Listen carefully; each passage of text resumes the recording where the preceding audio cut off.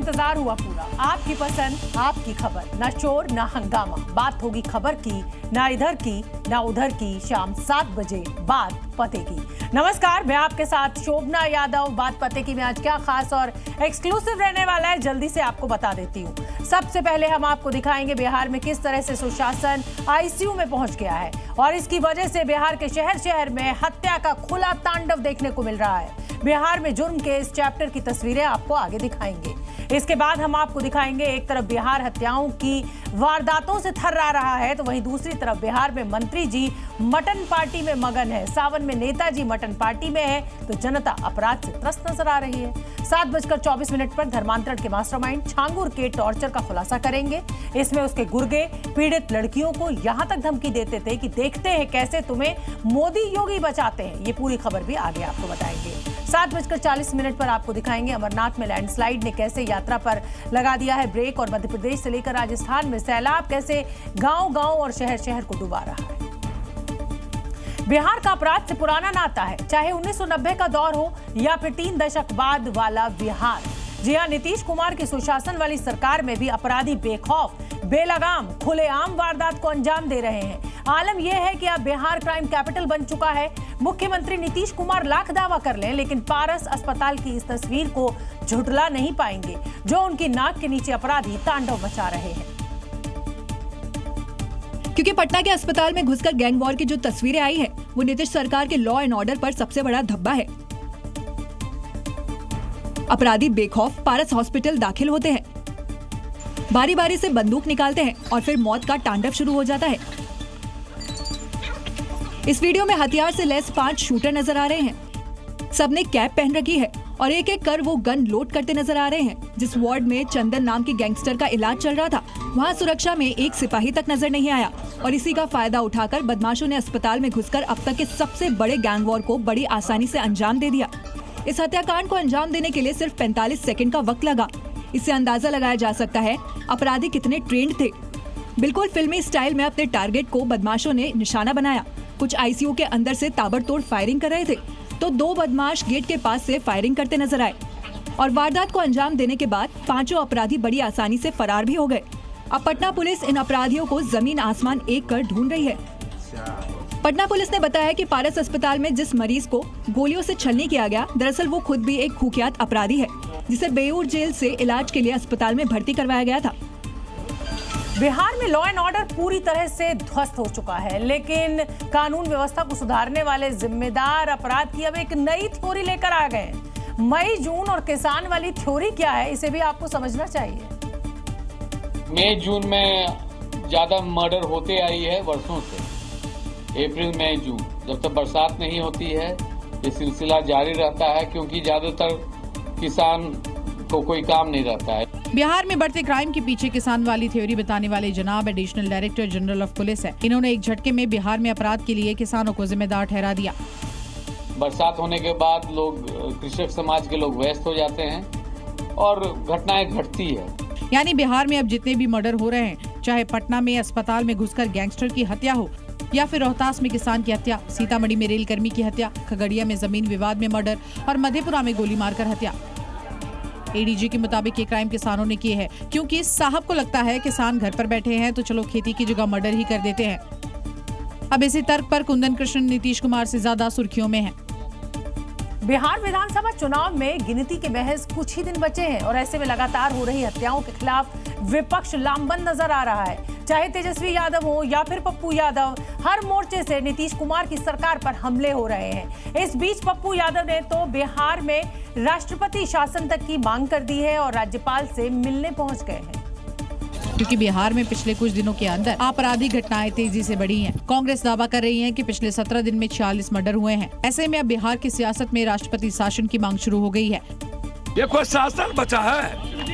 अब भी कोई शासन है? मैं गवर्नर साहब से मांग करूंगा कि अब राष्ट्रपति शासन लगा देना। इस मांग के पीछे पप्पू यादव ने पटना हत्याकांड से लेकर बिहार में हो रहे तमाम आपराधिक घटनाओं का जिक्र किया है। हालांकि बिहार के डिप्टी सीएम ने एक बार फिर सुशासन की सरकार वाला तर्क दे दिया है। मुख्यमंत्री जी कह चुके हैं कि पाताल से भी ढूंढ के अपराधी को ठोकेंगे अपराधी को पकड़ के लाएंगे, जो भाषा समझेगा वो भाषा समझाएंगे। खैर, अपराधियों को समझाने वाली भाषा जो भी हो, फिलहाल बिहार में गुंडे माफिया किसी भी भाषा में समझने के लिए बिल्कुल रेडी नहीं।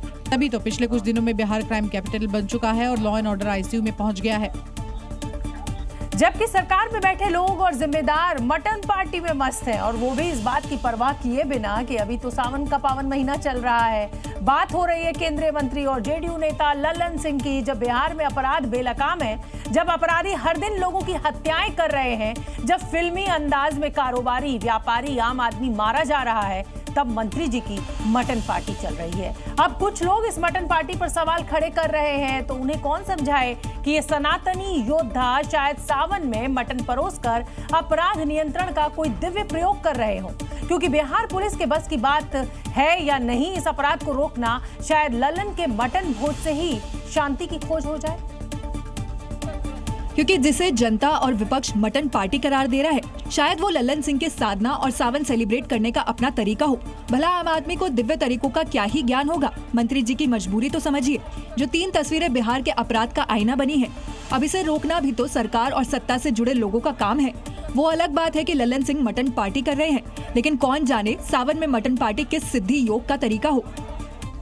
हद ये नहीं कि मंत्री लल्लन सिंह मटन पार्टी दे रहे हैं, हद तो ये है कि बिहार में बढ़ते अपराध को अपराध नहीं, निजी दुश्मनी मान रहे हैं। जैसे इन्हें सावन में सावन नहीं, मटन पार्टी का महीना नजर आता है। अभी हम और ये बैठे हुए हैं, हम इनको मार देंगे, ये हमको मार देंगे, ये क्राइम है। तो आपसी विवाद है, और आपसी विवाद के में घटनाएं होती हैं, हो सकती है कहीं भी दुनिया में किसी भी देश में होती है, लेकिन यहाँ कार्रवाई तुरंत होती है। सुना आपने मंत्री जी का ज्ञान, जिसके लिए मर्डर क्राइम नहीं है, उसके लिए बकरे की दावत भी सावन में कोई अपराध नहीं, टोटका ही होगा। अब आप भी मान लीजिए, जैसे नेता वैसी जनता। सिर्फ मटर खाना, चुनाव में वोट नहीं देंगे उसको। और पटना से इस समय की बड़ी खबर आपको बता दें, पटना अस्पताल शूटआउट केस में पुलिस का एक्शन तेज हो गया है। आरोपी तौसीफ की तलाश में छापेमारी चल रही है। पटना पुलिस और एसटीएफ की टीम ने फुलवारी शरीफ के गुलिस्तान और मिनहाज नगर मोहल्ला स्थित उसके ठिकाने पर छापेमारी की है। तो पटना के कई इलाकों में छापेमारी जारी है। जिस तरीके से अपराध अपनी चरम सीमा पर है पटना में, उसको देखते हुए अब पुलिस एक्शन में नजर आ रही है। हालांकि आज पुलिस के एक आला अधिकारी ने इस तरह का बयान दे दिया कि क्योंकि इस समय किसान खाली होते हैं तो उसको लेकर काफी विरोध है। लेकिन अब आप ये तस्वीरें देखिए किस तरीके से यहाँ पर एक्शन चल रहा है, छापेमारी चल रही है। जो आरोपी तौसीफ बादशाह के ठिकानों पर ये छापे चल रहे हैं और पटना पुलिस और एसटीएफ की टीम ये छापेमारी कर रही है।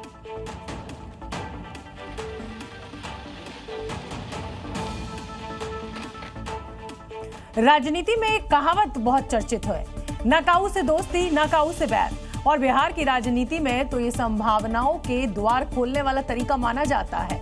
और अब जबकि बिहार चुनावी मोड में है तो नेताओं की बॉडी लैंग्वेज और उनके शब्दों के जरिए दोस्ती दुश्मनी वाले रिश्तों और मिजाज को भांपा जा रहा है। और इसी कड़ी में अशोक चौधरी का ललन प्रेम बिहार की सियासत में चर्चा में है, जबकि इनके बीच की तल्खियां भी जग जाहिर रही हैं।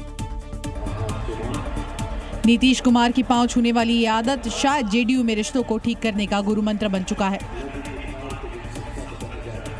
कभी जेडीयू के इन दोनों ही प्रमुख नेताओं के बीच अदावत सबसे ऊंचे स्तर पर थी, लेकिन ये तस्वीर जेडीयू के अध्यक्ष नीतीश कुमार के लिए सुखद एहसास वाली हो सकती है, जिसका इंतजार उन्हें सालों से था। मौका था लखीसराय के सूर्यगढ़ा में एक जनसभा का, जहां अशोक चौधरी ने ललन सिंह का आशीर्वाद लिया और ये भी कहा कि ललन सिंह से दुश्मनी करना अपने पैर पर कुल्हाड़ी मारने जैसा है। इनके जैसा कोई अच्छा दोस्त नहीं और इनसे खराब कोई दुश्मन नहीं। अगर इनको छेड़ दीजिएगा तो आप परेशान हो जाइएगा। ये रिश्ता आगे कितना मजबूत होगा ये तो वक्त बताएगा, लेकिन पैर छूकर पैर खींचने की परंपरा इस बिहार ने खूब देखी है।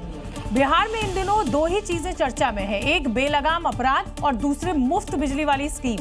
जी हां, नीतीश सरकार ने बिहार की जनता को चुनावी सौगात देते हुए 125 यूनिट बिजली फ्री करने की घोषणा की है। लेकिन सवाल यह है कि जो नीतीश बिजली मुफ्त में ना देने का ऐलान कर रहे हैं, विधानसभा से भी ऐलान कर चुके थे, अचानक उन्होंने यू टर्न कैसे ले लिया? बत्ती जलने से बिहार में अपराध का अंधेरा कम होगा? क्या नीतीश कुमार ने इसीलिए अपने बयान और विचार से पलटी मारी है?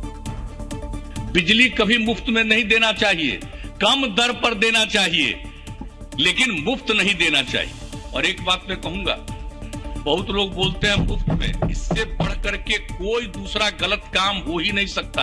नीतीश कुमार पलटी मारने में यूं ही माहिर नहीं कहे जाते, यही तो उनका अंदाज है। हालांकि मुफ्त बिजली पर बिहार की राजनीति एक बार फिर चमक उठी है। मुख्यमंत्री जी का बिहार की जनता को बड़ा उपहार, लगभग 1,86,00,000 घरेलू उपभोक्ता में 1,67,00,000 उपभोक्ताओं का बिजली 125 यूनिट तक शून्य रहेगा। नहीं, मास्टर स्ट्रोक नहीं की, किसी और मास्टर से आप लिया गया ये स्ट्रोक है। खैर, राजनीति से इतर जनता को जरूर इससे फायदा मिलने वाला है। सभी बीपीएल धारक परिवारों को 125 यूनिट फ्री बिजली मिलेगी, यानी 700 रुपए हर महीने का फायदा। राज्य के करीब 1.67 करोड़ लोगों को इसका फायदा होगा। लेकिन सवाल वही, कल तक जो नीतीश मुफ्त के खिलाफ थे, आज मुफ्त की चाल चलना क्या चुनावी मजबूरी है या फिर रणनीतिक मास्टर स्ट्रोक?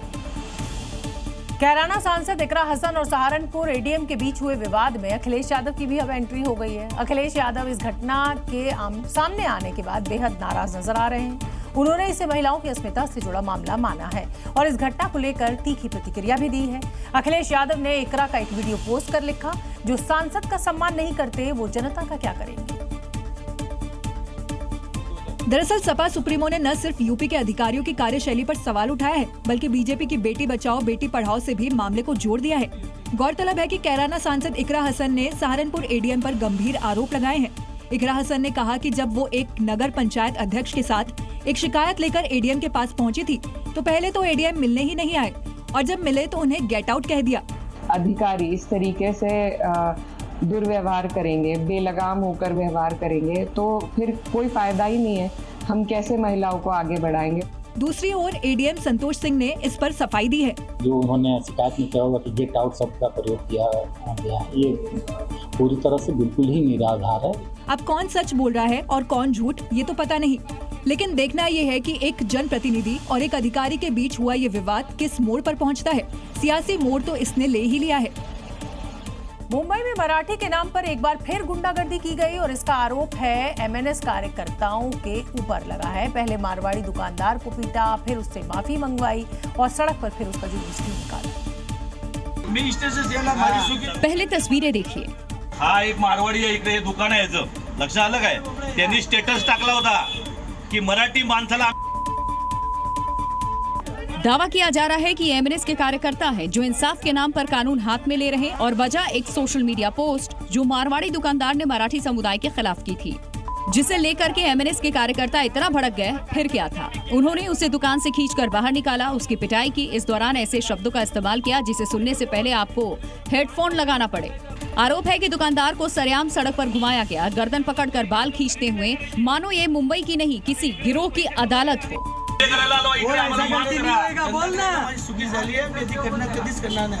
ये कोई पहला मामला नहीं जब मराठी के नाम पर ऐसी गुंडाई देखने को मिली है। चाहे सिक्योरिटी गार्ड की पिटाई हो या फिर दुकानदार पर थप्पड़ों की बरसात, ऐसे में सवाल उठने लगा है कि आखिर मराठी के नाम पर गुंडागर्दी कब तक होगी।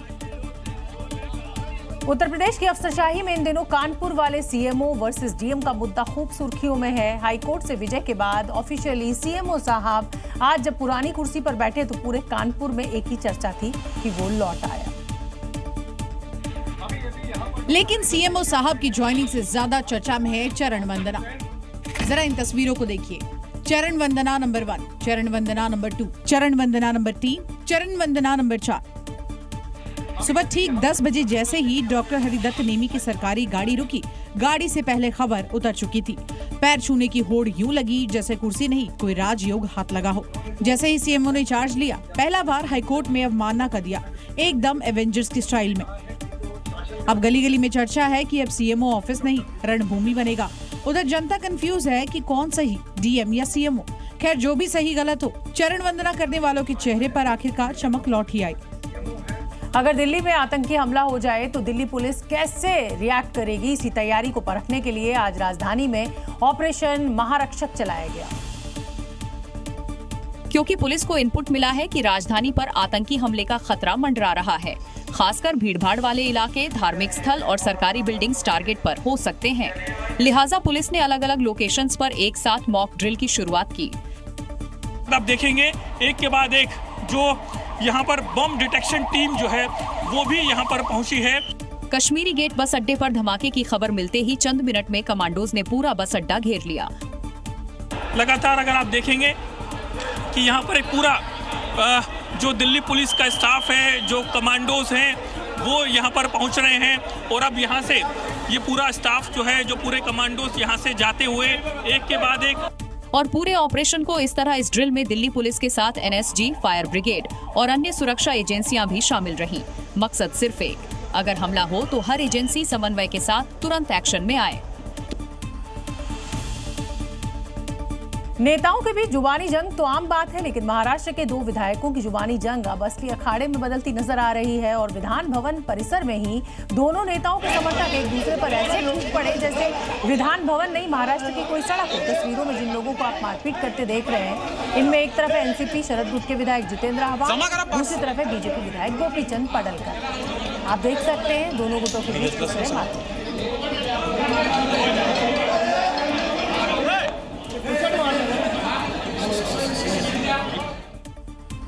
उत्तर प्रदेश में शहर शहर बुलडोजर एक्शन से अवैध अतिक्रमण करने वालों में हड़कंप मचा हुआ है। बीते 24 घंटों में उत्तर प्रदेश के तमाम जिलों में प्रशासन ने अवैध कब्जों पर बुलडोजर चलाया है।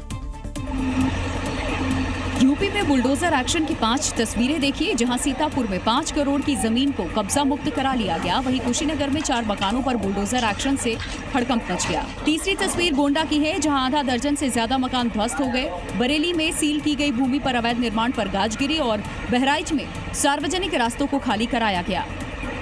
सीतापुर में नोटिस के बावजूद अवैध कब्जा खाली नहीं किया गया, तो डीएम के निर्देश पर 5 करोड़ की जमीन को कब्जा मुक्त कराया गया। अब कुशीनगर में कार्रवाई की तस्वीरें देखिए, जहां मुआवजा मिलने के बाद भी नेशनल हाईवे के निर्माण में बाधा बन रहे 4 मकानों पर पीला पंजा चला।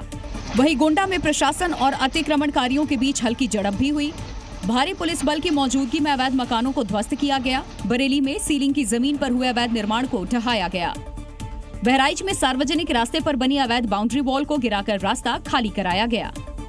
अब आपको अपराध के खिलाफ बुलडोजर एक्शन की कुछ और तस्वीरें दिखाते हैं। उत्तर प्रदेश से पंजाब तक चाहे अवैध अतिक्रमण हो या फिर अपराधियों की अवैध संपत्ति, बुलडोजर से जमींदोज कर दी गई। बुलडोजर एक्शन की ये तस्वीरें उत्तर प्रदेश के महाराजगंज की है। यहाँ भूमाफियाओं ने अवैध तरीके से पहले जमीन पर कब्जा किया और फिर वहाँ ऊंची ऊंची इमारतें खड़ी कर दी, जिसे कोर्ट के ऑर्डर के बाद समतल किया जा रहा है। 1-2 नहीं बल्कि एक साथ 9 अवैध निर्माण को मिट्टी में मिला दिया गया है। इस दौरान मौके पर पहुंची पुलिस फोर्स के साथ अधिकारी भी मौजूद थे, जिन्होंने विरोध करने वालों को घुटनों पर ला दिया। तो वहीं पंजाब के अजनाला में भी ड्रग तस्कर के अवैध निर्माण पर पीला पंजा चला और ड्रग डीलर गगनदीप सिंह के घर को ध्वस्त कर दिया गया। जिस अपराधी के खिलाफ कार्रवाई हुई उस पर 5 से ज्यादा मुकदमे दर्ज है और ऐसे में प्रशासन के आदेश के बाद उसके खिलाफ बुलडोजर की कार्रवाई हुई है। नोएडा में एक बार फिर प्रशासन का बुलडोजर चलने वाला है। तैयारियां पूरी कर ली गई हैं, नोटिस भी चिपकाया जा चुका है और 1 हफ्ते का समय भी दिया गया है। इस बार अवैध अतिक्रमण अभियान चलेगा नोएडा के सलारपुर। नोएडा प्राधिकरण ने अपने नियमित अवैध अतिक्रमण अभियान के तहत इस बार बिसलारपुर खाद्यर के पास एक्शन लिया है, जो नोएडा के सेक्टर 107 के करीब है। यहाँ प्राधिकरण ने 40 से ज्यादा घरों को चिन्हित किया है, जिन्होंने अवैध अतिक्रमण किया है और अवैध निर्माण कर रखा है। प्राधिकरण ने अवैध निर्माण करने वालों की पहचान करने के साथ ही उन्हें नोटिस दे दिया था। साथ ही 1 सप्ताह की मोहलत दी गई है। दिए हुए मियाद में लोगों ने खुद से अपने निर्माण नहीं तोड़े या हटाए तो फिर चलेगा प्रशासन का पीला पंजा। प्राधिकरण की तरफ से मिले नोटिस के बाद से लोगों में दहशत है, खास तौर पर ऐसे लोगों में जिन्होंने औने पौने दाम में यहाँ की जमीनें माफियाओं से खरीदी थी। स्वच्छता के मामले में भले ही मध्य प्रदेश की राजधानी भोपाल पूरे देश में दूसरे नंबर पर हो, लेकिन गड्ढों के मामले में इसका कोई जवाब नहीं है, क्योंकि जो तस्वीर मैं इस समय आपको दिखा रही हूँ वो ऐसी ही है, कहानी को बयां कर रही है। दावा किया जा रहा है कि ये भोपाल की हकीकत है। राजधानी की सड़क की ऐसी तस्वीर जिसको देखकर आप चौंकेंगे नहीं, आदत बना लेंगे। जरा इस गड्ढे को देखिए, इतना गहरा कि स्कूटी हो या बाइक पूरी की पूरी समा जाए। बारिश क्या हुई, सड़क की हालत खराब हो गई। जिस ठेकेदार ने इस सड़क का निर्माण किया होगा वो शायद कोई कलाकार रहा होगा, क्योंकि उसने सड़क नहीं बनाई, बिना खर्च के समाधि का पूरा इंतजाम कर लिया।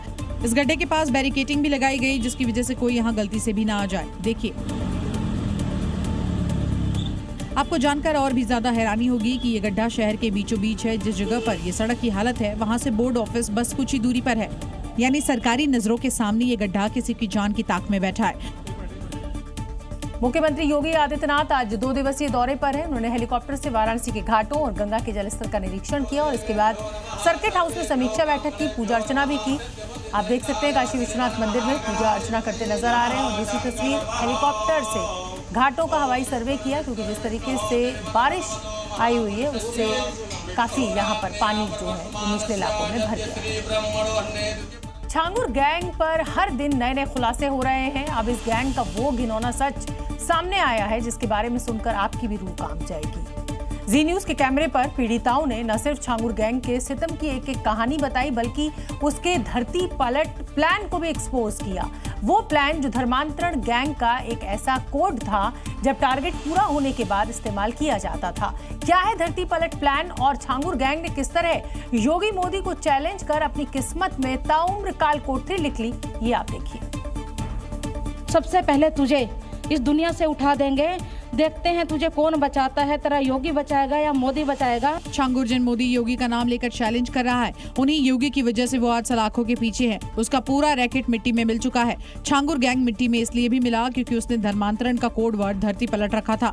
कि इन लोगों ने एक प्लान का नाम रखा था, इन्होंने धरती पलट, जो कि धर्म परिवर्तन के विषय में एक इन्होंने जो है कोड वर्ड रखा हुआ था, धरती पलट। लड़की जब वहाँ पहुँच जाती है तो उसको बोलते हैं समान आ गया। छांगुर के चंगुल में फंसी एक पीड़िता ने ये भी बताया कि किस कदर लड़कियों का शोषण होता था। मेरा धर्म परिवर्तन के लिए दबाव बनाने लगे, मैं उसके लिए विरोध किया। वहाँ पे मेरी अश्लील वीडियो बनाई गई, उसके आधार पर मुझे ब्लैकमेल किया गया, मेरे साथ मारपीट करते रहे। छांगुर के धर्मांतरण गिरोह पर शिकंजा कस रहा है और अब जांच में मिशन आबाद नाम सामने आ रहा है। ऐसे में छांगुर के नेटवर्क पर ताबड़तोड़ स्ट्राइक हो रही है। ईडी ने यूपी से लेकर महाराष्ट्र तक उसके ठिकानों पर छापेमारी की है और फंडिंग, हवाला, मनी लॉन्ड्रिंग से जुड़े सबूत जुटाए हैं। दरअसल ईडी को शक है कि अवैध फंडिंग के जरिए छांगुर ने अलग अलग राज्यों में धर्मांतरण की नापाक साजिश को अंजाम दिया है। जैसे जैसे छांगुर की काली करतूतों की जांच आगे बढ़ रही है, वैसे वैसे रोज अब नए खुलासे हो रहे हैं। इसी बीच यूपी एटीएस के हाथ चौंकाने वाली जानकारी लगी है और इसका नाम था मिशन आबाद। सूत्रों की माने तो वो इसके जरिए उसने तराई और मधेश क्षेत्र में समुदाय विशेष की आबादी बढ़ाने की कोशिश की है। शिक्षण संस्थानों की आड़ में असम और पश्चिम बंगाल तक लोगों को बसाने की कोशिश भी इसका हिस्सा है। मिशन आबाद को चलाने के लिए आतंकी संगठनों से पहले भी फंडिंग होती रही है। ऐसे में छांगुर भी इसी मिशन आबाद को कामयाब बनाने में जुटा हुआ था और अपनी पूरी टीम के साथ इस पर काम कर रहा था। ऐसे में ईडी ने भी छांगुर पर नकेल कसना शुरू कर दिया है। ईडी की टीम ने यूपी के 12 और महाराष्ट्र के 2 ठिकानों पर ताबड़तोड़ छापेमारी की है। मतलब धर्मांतरण के नाम पर चल रहा उसका मिशन अब कहीं न कहीं बेनकाब हो रहा है। छांगुर का नेटवर्क सिर्फ एक गिरोह नहीं है बल्कि एजेंडा था, लेकिन अब जांच एजेंसियां एक्टिव है। जलालुद्दीन उर्फ छांगुर के धर्मांतरण केस में परत दर परत सच्चाई सामने आ रही है। फंडिंग से लेकर इस्लामिक देशों के साथ उसके कनेक्शंस के सुराग तो मिल ही रहे हैं, तलाश छांगुर के पॉलिटिकल कनेक्शंस की भी हो रही है, क्योंकि इतना बड़ा रैकेट चलाना बिना राजनीतिक संरक्षण के संभव नहीं है। और अब इस मामले में पुलिस को एक बड़ा ब्रेक थ्रू मिला है। छांगुर की सहयोगी नीतू उर्फ नसरीन के यहाँ से एक लाल डायरी बरामद हुई है, जिसमें छुपे हैं छांगुर के राजदारों के नाम, उसके कुकर्मों में उसका साथ निभाने वाले साझेदारों के नाम और साथ में उसे संरक्षण देने वाले कुछ राजनेताओं के भी नाम। नीतू उर्फ नसरीन के कमरे से बरामद लाल डायरी में ऐसे कई राजनेताओं के नाम मिले हैं जिन्हें छांगुर ने विधानसभा चुनाव के दौरान लिए मोटी रकम दी थी। इस लाल डायरी में कई नेताओं को दिए गए पैसे का विवरण दर्ज है। ऐसे में छांगुर तमाम नेताओं को फंडिंग भी करता था जो बलरामपुर से चुनाव लड़ते थे। छांगुर के एक पूर्व सहयोगी का दावा है कि छांगुर एक पूर्व आईपीएस अफसर को चुनाव लड़वाना चाहता था। उसके कई दूसरी पुलिस अधिकारियों के साथ भी संबंध थे। इस बात की तस्दीक करते हैं छांगुर के वो जलसे, जिसमें अक्सर वो मुख्य अतिथि के तौर पर पुलिस अधिकारियों को आमंत्रित करता था। मध्य प्रदेश के उज्जैन में सरकारी टीचर पर कट्टरपंथी सोच फैलाने का आरोप लगा है। हिंदू संगठनों ने इसकी शिकायत पुलिस से की है और इस पर कार्रवाई करते हुए पुलिस ने हिरासत में ले लिया है। पुलिस जिसे अपने साथ ले जा रही है, दावा किया जा रहा है कि ये वही आरोपी टीचर है जिन पर जिम्मेदारी थी स्कूल में पढ़ने वाले बच्चों को ज्ञान देने के साथ साथ अच्छे नागरिक बनाने की। लेकिन गुरुजी ये सब कुछ छोड़कर ऐसे काम में लग गए जिससे अब सीधे उनका हिसाब किताब पुलिस कर रही है। जानकारी के मुताबिक आरोपी टीचर का नाम शकील मोहम्मद है। जानकारी के मुताबिक जनाब ने स्कूल में बच्चों को पढ़ाने के बजाय कट्टरपंथी सोच फैलाने लगे हैं। जब बच्चे इनके इस झांसे में नहीं आए तो साहब ने शर्मनाक कदम उठाया। आरोप है कि शकील ने भारत माता और देवी देवताओं की तस्वीरों को नुकसान पहुंचाने की कोशिश की। जब इसकी जानकारी हिंदू संगठनों को हुई तो वो सीधे थाने पहुंचे। पुलिस ने भी बिना देरी किए मामले में कार्रवाई की। बिहार के सहरसा से एक हैरान कर देने वाली खबर सामने आई है, जहां होमगार्ड की महिला भर्ती प्रक्रिया के दौरान एक युवक को पेड़ पर चढ़कर वीडियो बनाना महंगा पड़ गया। मामला सहरसा के स्टेडियम परिसर का है, जहां महिला अभ्यर्थियों का फिजिकल टेस्ट चल रहा था। इसी दौरान एक युवक पेड़ पर चढ़ गया और मोबाइल से वीडियो बनाने लगा। जैसे ही पुलिस की नजर पेड़ पर बैठे इस युवक पर पड़ी, तुरंत एक्शन लिया गया और युवक को हिरासत में ले लिया। हम यहाँ आराम से बैठे हुए थे, ये लोग हमारे लाठीचार्ज हमको करने के लिए आए हैं। देख लीजिए, लाठीचार्ज करने के लिए ये सब लड़के हैं, ये देख लीजिए, ये सब हमारे विद्यार्थी वहाँ बैठा हुआ है। युवक से पूछताछ की जा रही है, साथ ही उसका मोबाइल भी जब्त कर लिया गया है। पुलिस अब यह भी जांच कर रही है कि वीडियो रिकॉर्डिंग का मकसद क्या। हिंदुस्तान के आकाश प्राइम एयर डिफेंस सिस्टम की ताकत दुनिया ने देखी। इसका सफल परीक्षण 15,000 फीट की ऊंचाई पर हुआ है। इसमें पलक झपकते ही हवा में ड्रोन को तबाह कर दिया। ये तस्वीर हिंदुस्तान की ताकत में 4 चांद लगाने वाली है। दुश्मन देश की हेकड़ी निकालने वाली है, क्योंकि ऑपरेशन सिंदूर में जिस मिसाइल ने शानदार भूमिका निभाई, उसके लेटेस्ट वर्जन का परीक्षण लद्दाख में हुआ है, वो भी 15,000 फीट ऊंचाई पर। आकाश प्राइम एयर डिफेंस सिस्टम का सफल परीक्षण भारत की रक्षा में एक नई क्रांति है। इसकी कामयाबी ने साबित कर दिया कि ये परीक्षण भारत को हवाई सुरक्षा में मजबूत स्थिति में ला रहा है। आकाश प्राइम आकाश मिसाइल सिस्टम का एक उन्नत वर्जन है, जिसे डीआरडीओ ने विकसित किया है। ये सतह से हवा में मार करने वाली मिसाइल है, दुश्मन के ड्रोन्स को निशाना बना सकती है और ऊंचाई पर भी टारगेट को डिस्ट्रॉय करने में सक्षम है। इस परीक्षण के बाद आकाश प्राइम को भारतीय सेना में जल्द शामिल किया जाएगा। ये सिस्टम न सिर्फ सीमा पर बल्कि देश के भीतर संवेदनशील जगहों की हवाई सुरक्षा के लिए भी इस्तेमाल होगा। उत्तर प्रदेश में कांवड़ यात्रा को लेकर प्रशासन पूरी तरह अलर्ट है। डाक कांवड़ियों की सुरक्षा को लेकर प्रशासन ने एक अनोखा तरीका अपनाया है। डाक कांवड़ यात्रा शुरू होने से पहले पुलिस ने डाक कांवड़ियों की एक बैठक बुलाई है और उन्हें नियम कायदों के साथ कांवड़ यात्रा पूरी करने की शपथ दिलाई है, जिससे उनकी सुरक्षा के साथ साथ सड़क से गुजरने वाले राहगीर भी सेफ रहे। अब की बार डाक कांवड़ ले जाएंगे, डाक कांवड़ ले जाएंगे। मोटरसाइकिल में साइलेंसर नहीं उतारेंगे, मोटरसाइकिल में साइलेंसर नहीं करेंगे, किसी मादक पदार्थ का सेवन नहीं करेंगे, किसी मादक पदार्थ का सेवन नहीं करेंगे। डाक कांवड़ आस्था की तेज रफ्तार यात्रा, लेकिन इस रफ्तार से कोई नियम न टूटे, इसलिए पुलिस ने अनोखा कदम उठाया है। तस्वीरें शाहपुर थाने की है। देखिए कैसे डाक कांवड़ियों को शपथ दिलाई गई। और वहाँ पर कोई भी दिशा निर्देशों का पालन करेंगे, और स्पीड नहीं चलाएंगे। पुलिस की ये पहल इसलिए जरूरी मानी जा रही है क्योंकि पहले यात्रा के दौरान कई बार अव्यवस्था और शोरगुल की शिकायतें सामने आती रही हैं। इस बार कोशिश है कि डाक कांवड़ यात्रा पूरी तरह से श्रद्धा, अनुशासन और सुरक्षा के साथ पूरी हो। नहीं निकालेंगे, जब अब की बार बाइक का साइलेंसर नहीं निकालेंगे। एक तो बाइक का साइलेंसर नहीं उतारना, डीजे की मतलब हाइट ज्यादा नहीं करनी, रास्ते में प्रॉब्लम ना हो आवाज की। इतना ही नहीं, पुलिस ने इसके लिए अलग कॉरिडोर भी बनाए हैं, जिससे आए वाहनों को वापस भी भेजा जा रहा है। कांवड़ यात्रा में एक विशेष तरह की परंपरा निभाई जाती है, जिसे डाक कांवड़ कहा जाता है। इस कांवड़ यात्रा में कांवड़िए बिना रुके पूरी श्रद्धा के साथ यात्रा करते हैं, जिससे तय समय पर शिवरात्रि के दिन शिवलिंग पर वो गंगा जल को चढ़ा सकें। कांवड़िए गंगा जल भरने के बाद लगातार चलते रहते हैं और सबसे खास बात ये होती है कि ये कांवड़ यात्रा नंगे पांव की जाती है। कांवड़िए डाक कांवड़ के लिए गंगा जल लेने हरिद्वार, गंगोत्री और गढ़मुक्तेश्वर जैसे पवित्र स्थानों पर पहुंचते हैं।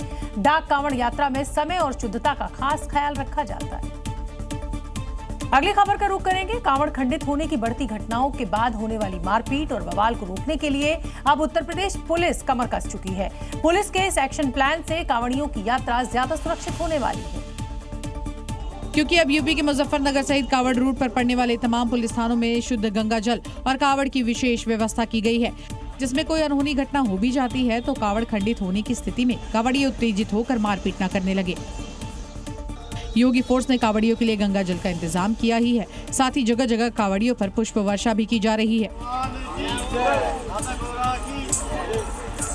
कांवड़ खंडित होने को अपवित्र माना जाता है, जिसको लेकर अक्सर विवाद में मारपीट और उपद्रव सामने आए हैं। तो कुछ सी भक्तों की कावड़ आपस में टकरा जाने से या गिर जाने से वो खंडित हो जाती है, जल बिखर जाता है। तो इसकी तुरंत उसका एकदम उपचार के लिए हमने जल और कावड़ मंगाई हुई है।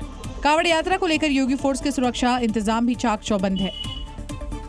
TTCC कैमरे लगा दिए गए हैं और पुलिस की तरफ से पूरा इंतजाम कराया है और पुलिस पूरा सहयोग कर रही है हमारे।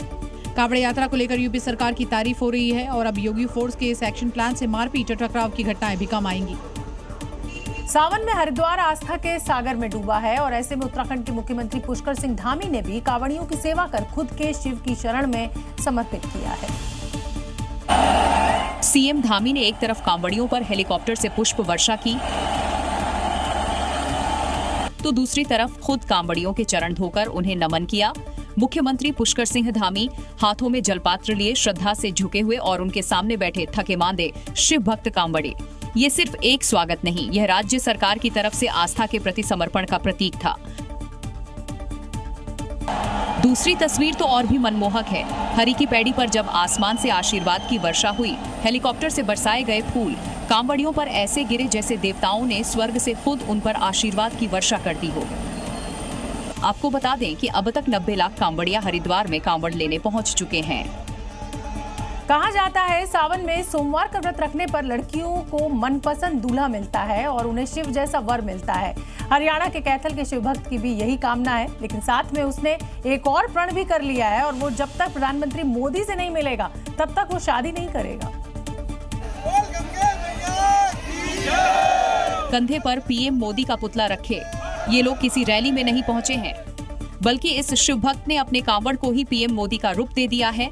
हरियाणा का ये शिव भक्त कांवड़ियों के बीच अब अपने इस नायाब कांवड़ को लेकर आकर्षण का केंद्र बना हुआ है। ये न सिर्फ इस भारी भरकम कांवड़ के साथ यहाँ पहुँचा, बल्कि उसने इसे गंगा स्नान भी करवाया। पीएम मोदी के प्रति उसकी दीवानगी में दूसरे शिव भक्त भी उसकी पूरी मदद करते नजर आए।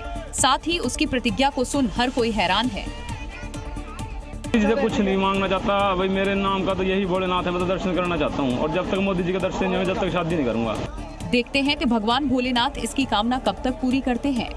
कांवड़ यात्रा चल रही है और नए नए रंग देखने को मिल रहे हैं। उत्तर प्रदेश के बागपत में एक श्रद्धालु की नीले ड्रम वाली कांवड़ की तस्वीरें सामने आई हैं और इसकी अब खूब चर्चा हो रही है।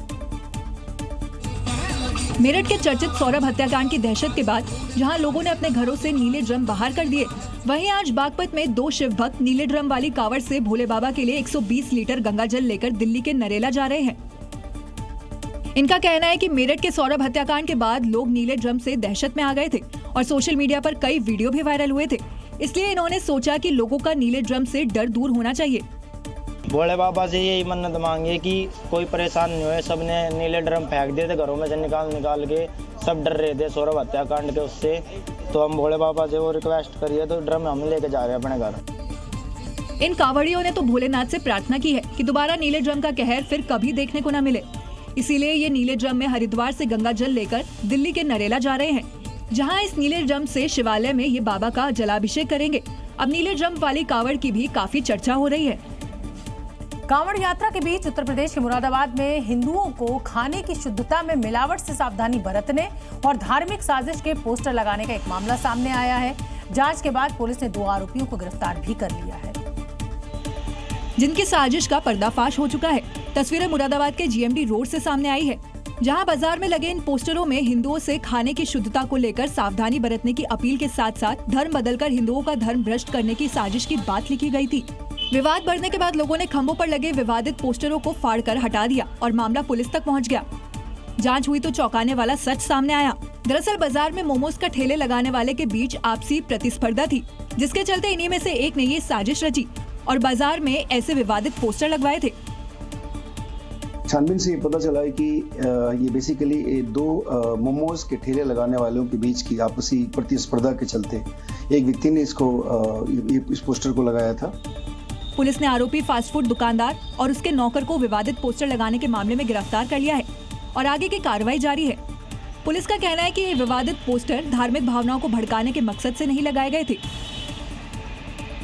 बिहार के बेगूसराय से एक ऐसी तस्वीर सामने आई है जो न सिर्फ हैरान करने वाली है बल्कि एजुकेशन सिस्टम पर भी सवाल खड़े कर रही है। एक निजी स्कूल की वैन खराब हो गई जिसे छोटे छोटे बच्चे धक्का मारते नजर आए। स्कूल ड्रेस में मासूम बच्चे, चेहरे पर थकान और हाथों से वैन को धक्का देते ये मासूम कोई खेल नहीं खेल रहे बल्कि अपने ही स्कूल वैन को बीच सड़क पर आगे बढ़ाने की कोशिश कर रहे हैं। ये तस्वीर बेगूसराय की है जहां एक प्राइवेट स्कूल की वैन ओवरलोडेड थी। जितनी क्षमता होनी चाहिए उससे कहीं ज्यादा बच्चों को वैन में ठूसा गया था। तभी बीच रास्ते में वैन खराब हो गई और ड्राइवर ने बजाय मदद बुलाने के बच्चों से ही वैन को धक्का लगवाना शुरू कर दिया। एक तरफ सरकार बच्चों की पढ़ाई के लिए सुविधाएं देने की बात करती है, दूसरी तरफ निजी स्कूलों में बच्चों की सुरक्षा को ताक पर रखकर उन्हें खतरे में डाला जा रहा है। खराब गाड़ी में बच्चों को ले जा रहे हैं। छत्तीसगढ़ के जांजगीर चांपा से हमले का एक खौफनाक वीडियो सामने आया है। यहां जमीन विवाद में पड़ोसी ने घर में घुसकर परिवार पर कुल्हाड़ी से वार किया और इसमें पति की जान बचाने के दौरान ये महिला घायल हो गई। हमलावर पहले दरवाजे से सीधा कमरे में दाखिल होता है और कुल्हाड़ी से हमले की धमकी देने लगता है। इतने में महिला पति को बचाने के लिए ढाल बनकर सामने आ गई, लेकिन उसे क्या पता था बेरहम पड़ोसी महिला पर ही हमला कर देगा। कुल्हाड़ी से हमले में महिला गंभीर रूप से घायल हो गई और वहीं जमीन पर गिर गई। इस दौरान उसके पति ने हमलावर से गुहार लगाई।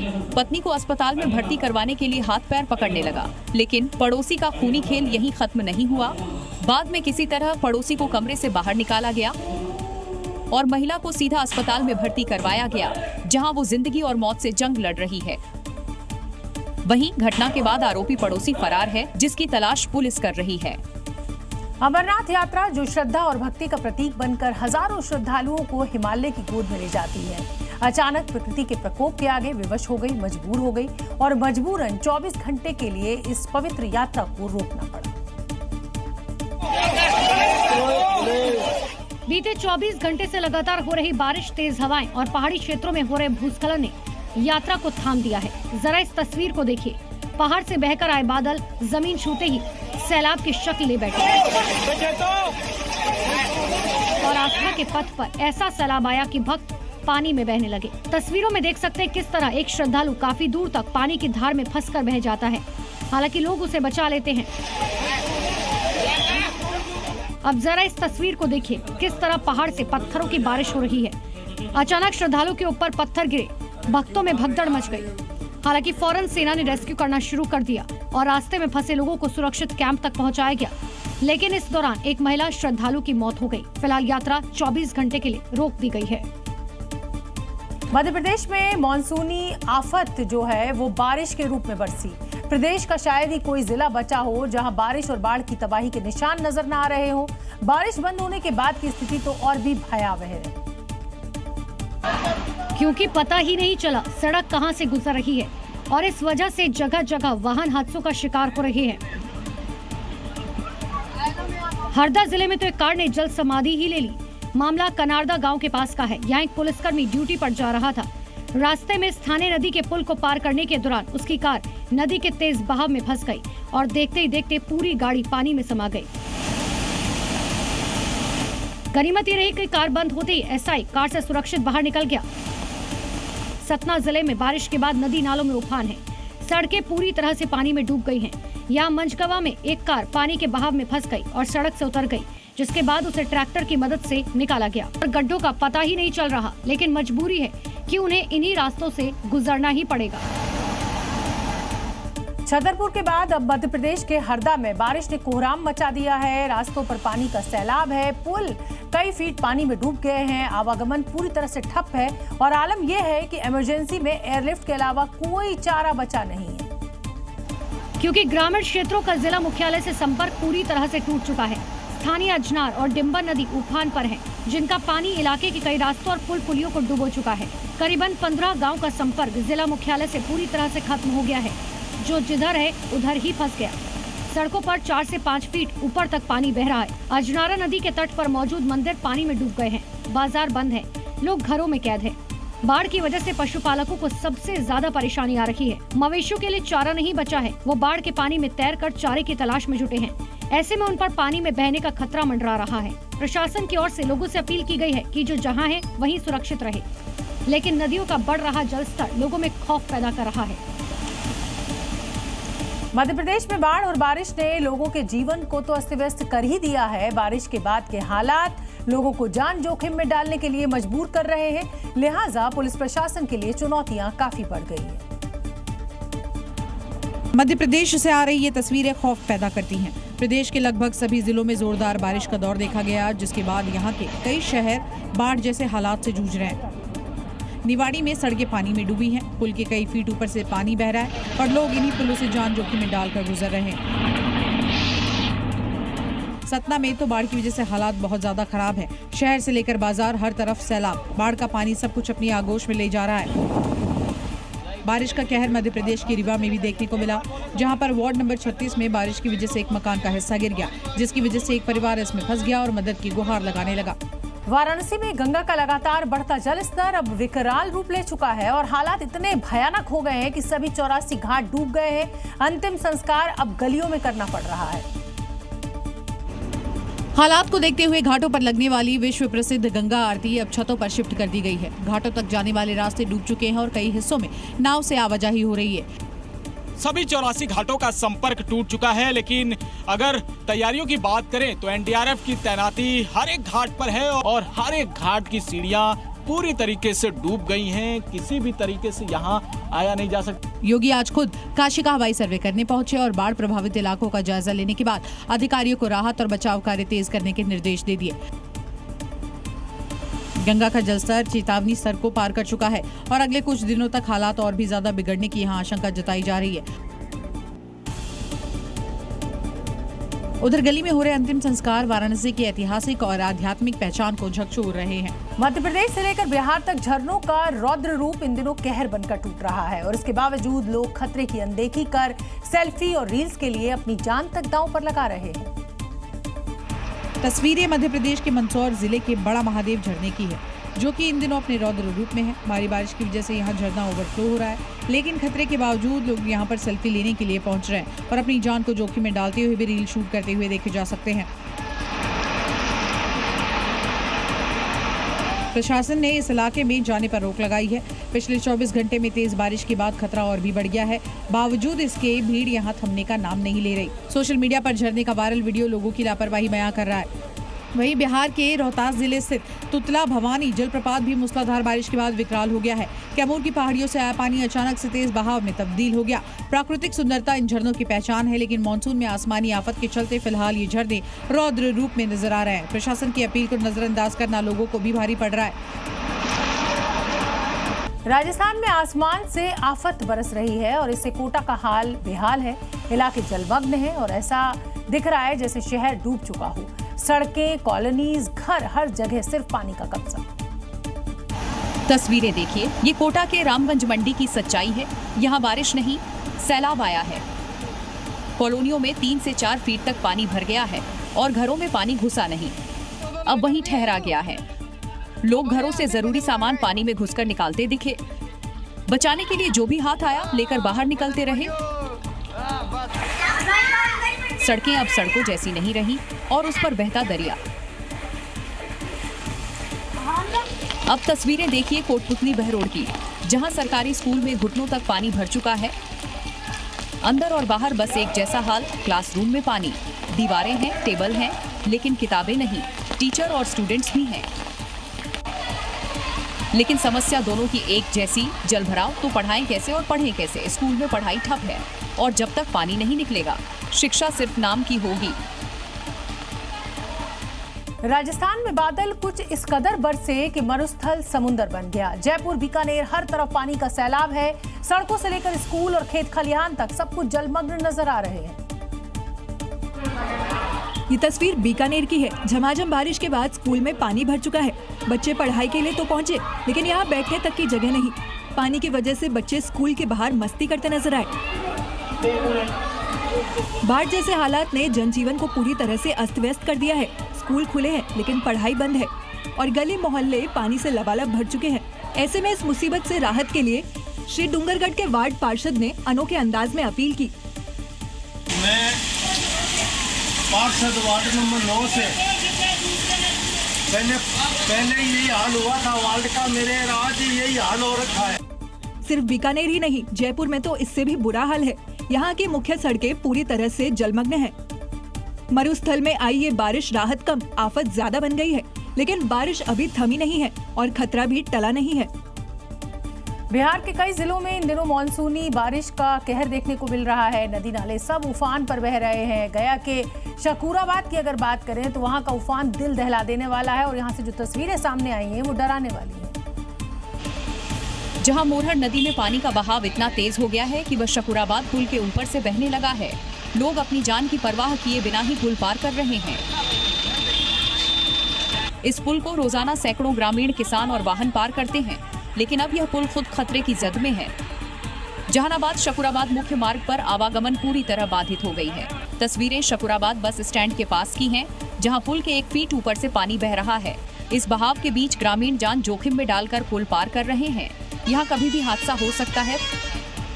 प्रशासन की लापरवाही साफ नजर आ रही है। न कोई चेतावनी जारी की गई, न किसी तरह की बैरिकेडिंग की गई और न ही पुल पर पुलिस बल तैनात किया गया है। ऐसे हालात में छोटी सी लापरवाही कभी भी बड़े हादसे में बदल सकती है। मानसूनी आफत कहर बनकर बरस रही है और फिर भी कुछ लोग सैलाब में रील बनाने से बाज नहीं आ रहे। ऐसा ही मामला राजस्थान के भरतपुर में देखने को मिला और जब वीडियो वायरल हुआ तो एक्शन फिर जोरदार हुआ। हमने नदी के बहाव में एक मोटरसाइकिल से वीडियो बनाई थी, बहुत खतरनाक वीडियो। ऐसी वीडियो हम आगे से कभी नहीं बनाएंगे, ना किसी भाई को बनाने देंगे। हमने नदी के बहाव में ज्यादा सोचने की जरूरत नहीं है। अब भाई साहब माफी मांग रहे हैं, क्योंकि हरकत ऐसी की थी जिसमें जान भी जा सकती थी। लेकिन रीलबाजी का खुमार जब चढ़ता है तो खतरों की परवाह कौन करता है। देखिए, तेज बहाव वाली पांचना नदी और उसके बीच बाइक लेकर रील बना रहे हैं ये जनाब। भाई साहब। सिर्फ ये ही नहीं, कैमरामैन भी है जो इस पागलपन को रिकॉर्ड कर रहा है। न पानी की गहराई की परवाह, न बहाव की रफ्तार का होश। बाइक कब बह जाए, इंसान कब डूब जाए, कुछ नहीं पता। लेकिन रील का बुखार ऐसा है जो होश नहीं रहने देता।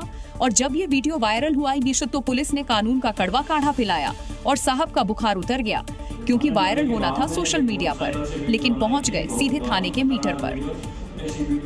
पहाड़ों से लेकर मैदान तक कुदरत का कहर जारी है। बारिश के बाद नदी नालों का जलस्तर बढ़ गया है और इससे पश्चिम बंगाल और राजस्थान तक सैलाब का आतंक है।